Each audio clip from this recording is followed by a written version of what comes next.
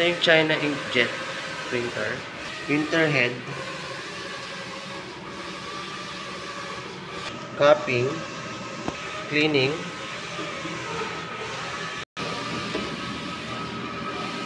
Nozzle test. Dito naman ang ground wire at ABR. Ink system at waste tank. Nandito naman ang in-use supplies.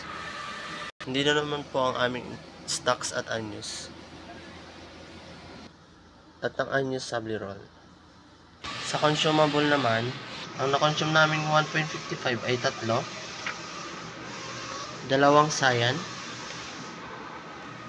yellow, 1 magenta.